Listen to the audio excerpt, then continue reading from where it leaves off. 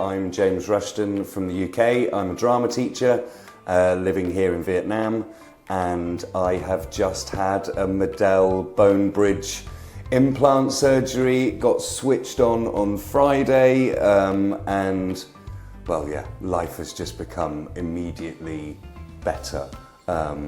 I can hear things that I've forgotten that I could hear in previous time. I've been going deaf for a long time, slowly going deaf, and I've been so emotional this last weekend, and just crying on everybody and crying at hearing leaves again, and you know, looking at these sorts of images that are on your board here, all of these things that I can now hear clearly, such as people speaking and taps dripping and leaves and birds and all the things that in life you forget that you've stopped hearing every time that you wake up in the morning and you just don't hear things. And so it's a particularly happy week for me.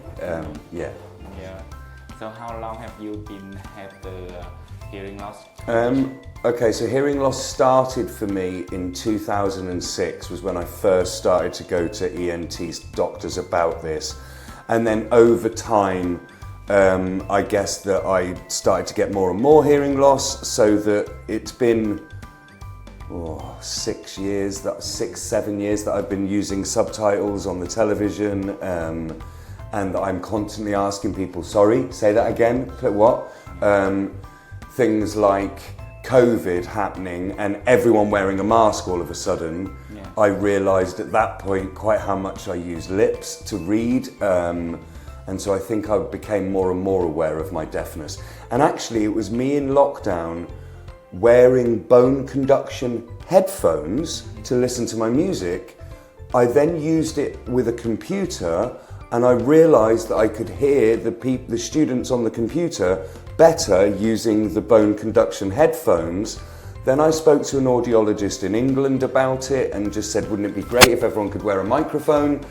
And that's when bone conduction hearing aids were first mentioned to me. And I was going under assessment in England, going to the hearing implant specialists and everything, who said that I was a patient that should be getting these sorts of things. And then life moved me to Vietnam, and all of a sudden the healthcare isn't free. But the joy about being here is that both yourselves, everybody here from Dr. Hong Lee, and through the people at Medell, the people at Vinmec, everybody has been fantastic along the way, and I couldn't have wished for better treatment. And to actually see the doctor again just a moment ago, I haven't seen her since the surgery, and I've seen different doctors, and so it's just been so nice to actually thank her, because she's done such a good job.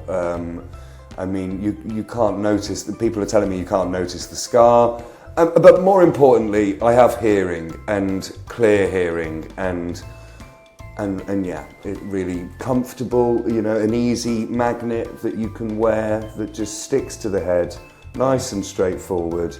And my world just becomes bigger, even just then doing that, and just the difference in that alone. So yeah, I couldn't be happier. Yeah, so what make you make the decision that you need to have surgery?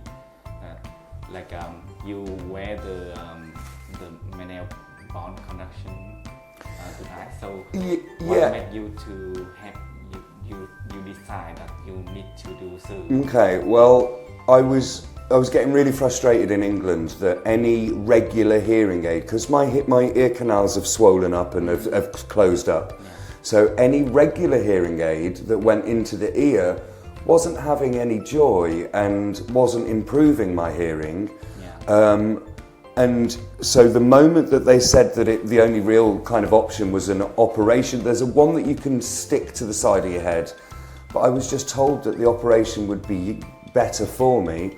I'm quite young in the grand scheme of life. I'm not young, but in the grand scheme of life, I'm quite young. I'm only 45, and I just thought, well, if I get the surgery now, I could have 30, 40 years of hearing, rather than just I could have done it without, maybe, but honestly, my life has become so much clearer and crisper. Not only that, being a drama teacher, a teacher of theatre, I need to hear what people are saying, what students are saying, and this enables me to be able to do my job. Even today was my first proper day back at work, and I've just been smiling all day because I can hear students without them being right in front of me and me concentrating on their lips and asking them to repeat themselves. I could hear students that were behind me and around me, so it was, it's been quite an emotional day actually. Yeah. And how do you know about Dr. Hồng Anh? So, I went to the ENT hospital, the National ENT hospital here in Hanoi, and I was referred to her from the ENT doctor that I saw there, and just, I was referred to her. I came to this clinic, I met her and was really impressed by everything that she said. I had a good number of referrals. I've only been in the country a couple of months, and a few people have mentioned her name to me from different hospitals and different doctors. So I thought, well, she seems to be the lady to go to speak to, and she's clearly very good at what she does. So I'm really thankful. Yeah. So like, if you do surgery in England, you will be free, right? The insurance you pay for you. Yeah, the government would pay. But the problem is that it would take many years for you to be on the waiting list before it happens. So because I'm working here in Vietnam, for me to go back home means that I'm going to lose a number of months. You can't fly straight away after operations, these sorts of things. I'd lose a number of months' pay, and I just thought that actually the money that it costs to have this done, well, that over the course of the next 30 years is not very much money. It might be a lot of money now, but over the course of my life, it's not going to be that much money. And you can't put a price on hearing. And I'm really glad that I've had it done here in Vietnam. Yeah. So I heard that before the surgery, you and Dr. Hồng Anh connect to each other by email, right? Yeah. And talk a lot about the surgery and the fees. Yeah. And how many times you had to get to recover, and how many times you spent in hospital? Yeah. So she was very clear about exactly what was going to happen. That I would be in hospital between 2 and 4 days, depending on how well things go and the recovery. And I had the operation done on Saturday afternoon, and I was out of hospital Monday morning. And the Vinmec was great. The service that I received there was excellent, and true to her word, it's happened very quickly. The sweat. Okay, so it was a little bit. The site of the surgery wasn't painful at all.